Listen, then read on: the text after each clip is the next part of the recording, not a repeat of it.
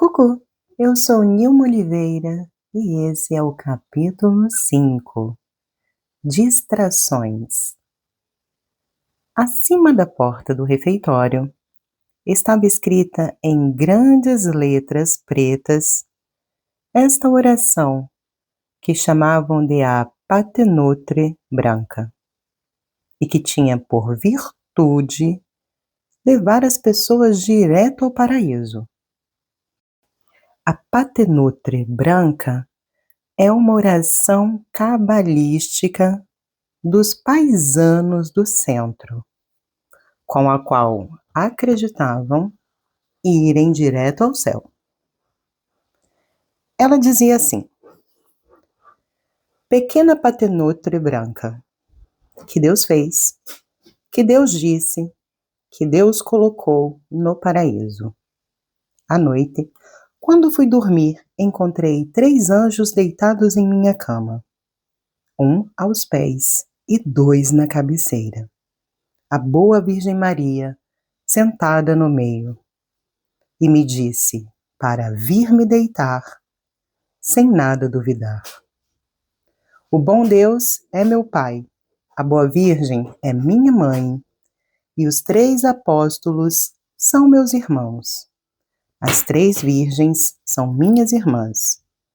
A camisa onde Jesus nasceu abriga o meu corpo. A cruz de Santa Marguerita em meu peito está escrita: Senhora a Virgem, se vai pelos campos. Deus chorando, encontra Senhor São João. De onde vens? Venho de saudar a ave. Você não viu se Deus está ali? Ele está na árvore da cruz, os pés pendurados, as mãos pregadas, um pequeno chapéu de espinhos brancos sobre sua cabeça. Quem é dizer 3 vezes à noite e 3 vezes pela manhã, ganhará o paraíso no fim. Em 1827, essa oração desapareceu do muro sob 3 demãos de cal. Ela termina agora de desaparecer na memória das meninas, que hoje são velhas damas. Um grande crucifixo em cobre, pendurado ao muro, completava a decoração do local, que tinha como única porta a que dava para o jardim. 2 mesas estreitas, cercadas cada uma por 2 bancos de madeira, faziam 2 longas linhas paralelas de um lado ao outro do refeitório. As mesas eram pretas e os muros brancos, as 2 cores do luto. Os pratos eram grosseiros e, mesmo com a comida das crianças, eram severos. Em um só prato, carne e legumes misturados, ou peixe salgado. Tal era o luxo. As crianças comiam e calavam-se sob a vigilância de mãe seminário, que de tempos em tempos, se uma mosca queria voar ou murmurar contra a regra, ela abria e fechava ruidosamente um livro de madeira. Esse silêncio era temperado pelas vidas dos santos, lidas em alta voz em um pequeno púlpito aos pés do crucifixo. A leitora era uma grande aluna da semana. Haviam separados alguns tanques envernizados, onde as alunas lavavam elas mesmas seus pratos e talheres de prata. E às vezes jogavam por ali um pedaço duro de carne ou um pedaço muito salgado de peixe, o que era punido. Esses tanques eram chamados redondos de água. A criança que rompesse o silêncio fazia uma cruz com a língua. Onde? No chão. Eles lambiam o pavê. A poeira, fim de todas as alegrias, era encarregada de castigar essas pobres meninas culpadas de balbuciamento. Havia no convento um livro que era exemplar único, proibido de ser lido. Era a regra de Saint Benoît, arcano onde nenhum olho profano deve penetrar. Ninguém comunicará nossas regras e instituições aos estranhos. As pensionistas conseguiram um dia roubar esse livro e colocaram-se ao ler avidamente. Uma leitura que foi interrompida várias vezes pelos terrores de serem pegas no flagra e que as faziam o fechar precipitadamente. Elas só tiraram desse grande perigo corrido um pequeno prazer medíocre. Algumas páginas ininteligíveis sobre o pecado dos jovens meninos. Vá lá. Tudo o que elas acharam de mais interessante. Elas brincavam em uma calçada do jardim, que era cercada por algumas magras árvores frutíferas.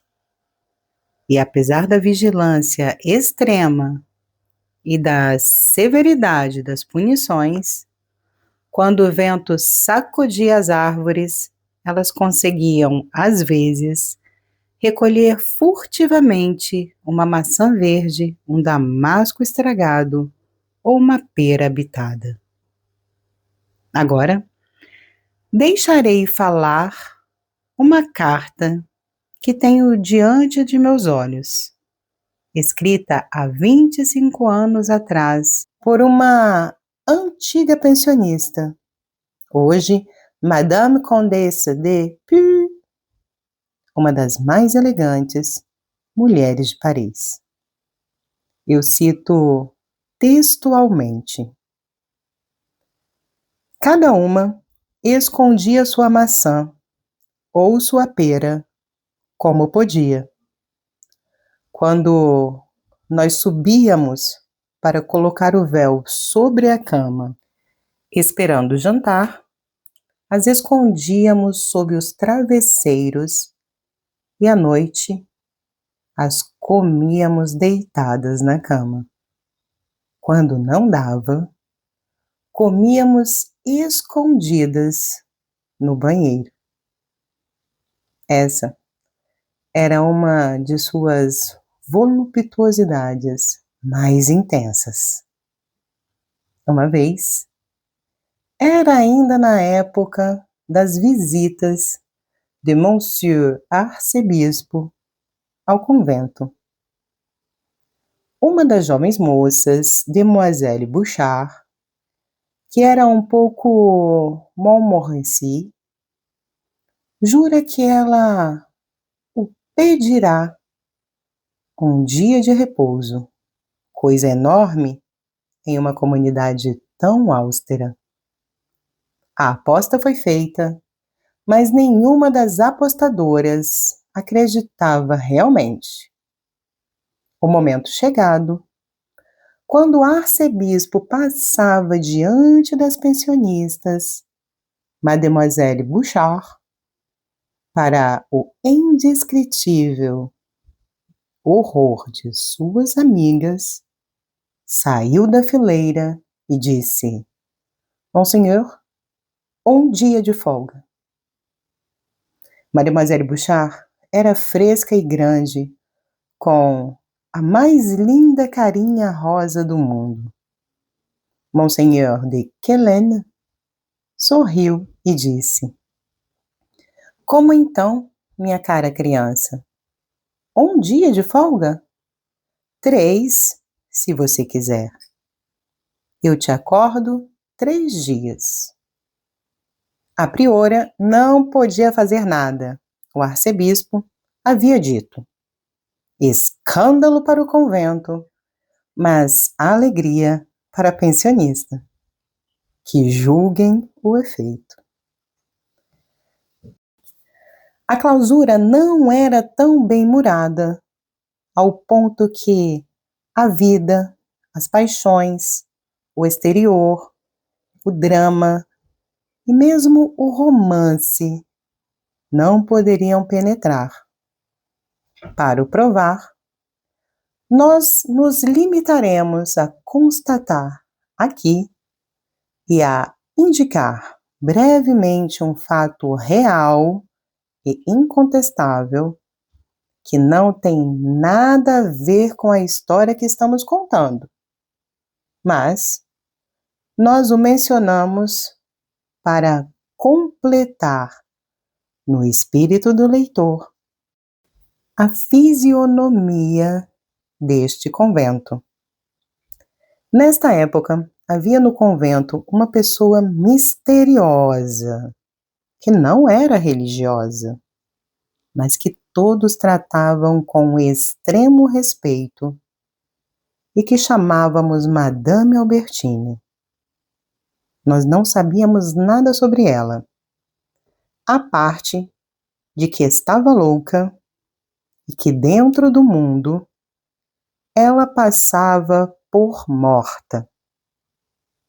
Havia nessa história, diziam por aí, alguns arranjos de fortunas necessários para um grande casamento. Esta mulher, de apenas 30 anos, morena, muito bonita, olhava vagamente com seus grandes olhos escuros. Ela via? Duvidamos. Ela escorregava, ao invés de caminhar. Ela nunca falava e não estávamos seguras que ela respirava. Suas narinas estavam pinçadas e lívidas como após o último suspiro. Tocar sua mão era tocar a neve. Ela tinha uma estranha graça espectral. Lá onde ela entrava, sentia-se o frio. Um dia, uma irmã, a vendo passar, disse a uma outra: ela passa por morta. Ela está mesmo, talvez, respondeu a outra. Elas faziam sobre ela 100 recitos. Madame Albertine era a eterna curiosidade das pensionistas. Havia na capela uma tribuna que chamávamos Olho de Boi. Era nessa tribuna que Madame Albertine assistia aos ofícios. Ela estava sempre sozinha, porque essa tribuna estava no andar superior e dali podia-se ver o predicador ou o oficiante, coisa proibida às religiosas. Um dia, o púlpito estava ocupado por um jovem padre de alto nível, Monsieur o Duc de Rohan, pair de França, oficial dos Mosqueteiros Vermelhos em 1815, quando era príncipe de León, morto depois de 1830, cardinal e arcebispo de Besançon. Era a primeira vez que ele pregava no convento do Petit Picpus. Madame Albertine assistia normalmente os sermões e os ofícios em uma calma profunda e uma imobilidade completa. Nesse dia, quando ela viu Monsieur Rohan, ela se endireitou de um pulo e disse em voz alta, no silêncio da capela: Veja, Auguste! Toda a comunidade, estupefata, virou a cabeça ao mesmo tempo. O predicador levantou os olhos, mas Madame Albertine já havia voltado à sua imobilidade de costume. Um sopro do mundo exterior, uma luz de vida havia passado por um momento nesta figura apagada e gelada. Depois desapareceu e a louca voltou a ser cadáver. Essas duas palavras, no entanto, fizeram fofocar todas as que podiam falar no convento. Quantas coisas nesse... Veja, Auguste, quantas revelações! Monsieur Rouen, de fato, chamava-se Auguste. Era evidente que Madame Albertine saiu do mais alto mundo.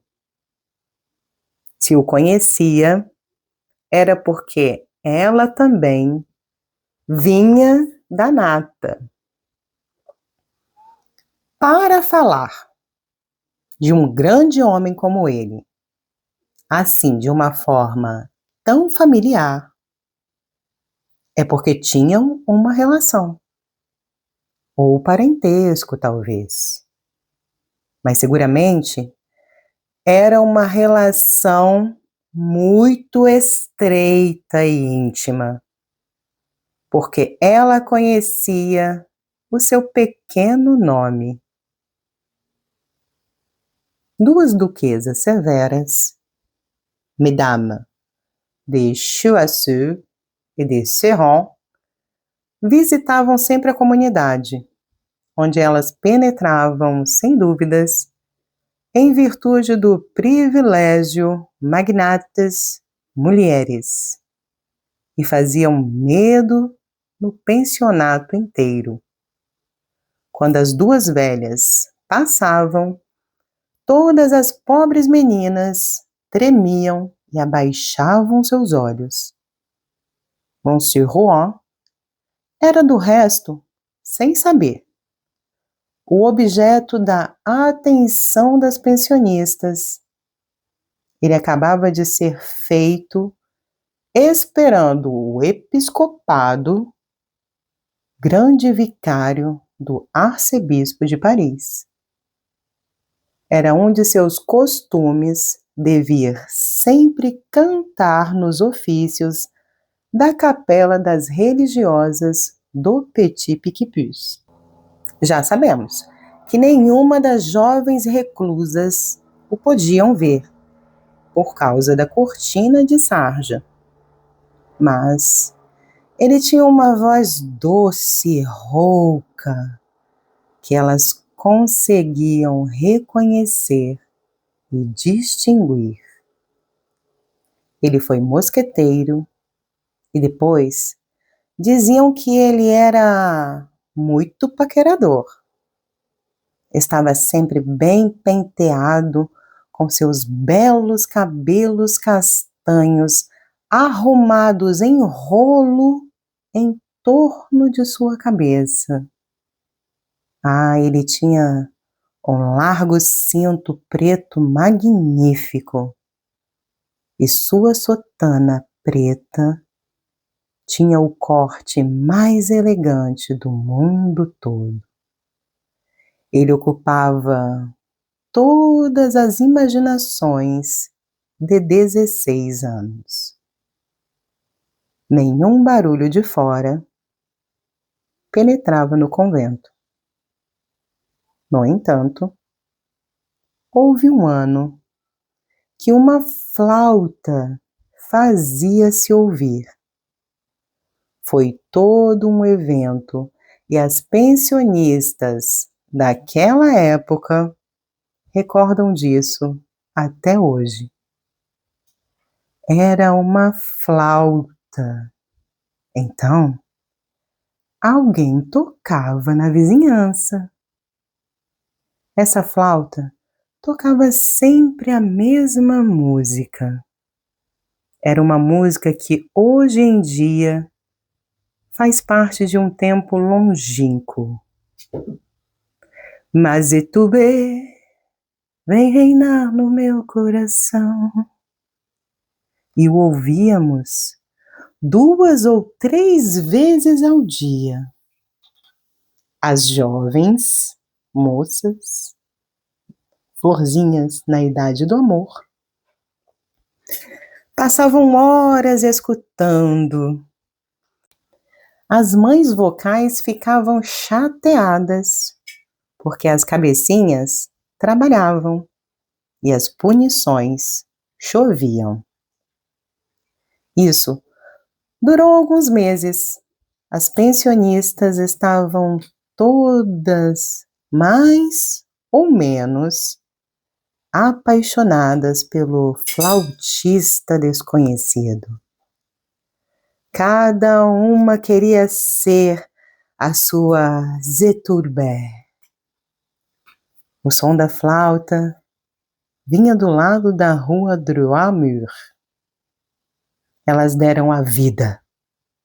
Tudo comprometeram, tudo tentaram para ver, ao menos um instante, para entrever, para olhar o jovem homem que tocava tão deliciosamente essa flauta e que, sem dúvidas, tocava ao mesmo tempo todas essas almas. Algumas escaparam pela porta de serviço e subiram até o 3º andar, que dava para a rua Droit-Mur, tentando ver o flautista através de um vitral, mas era impossível. 2 foram ainda mais ardis. Elas encontraram um jeito de escalar até um teto e se arriscaram, mas conseguiram, enfim, ver esse jovem homem. Era um velho homem imigrante, cego, arruinado, que tocava a flauta em seu graneiro para quebrar o tédio. E esse é o final do nosso capítulo de hoje. Bom, tá curioso para saber que canção era essa?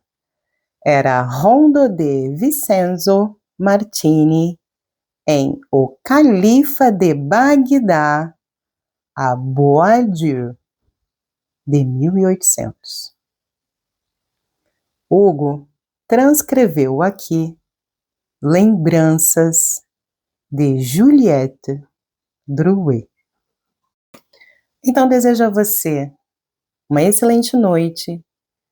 Peço desculpas porque ontem eu não me sentia bem, tinha uma dor de cabeça muito forte, então eu não tive como gravar o capítulo. Mas tentarei já daqui para sexta-feira colocar a dia. E obrigada pela tua companhia.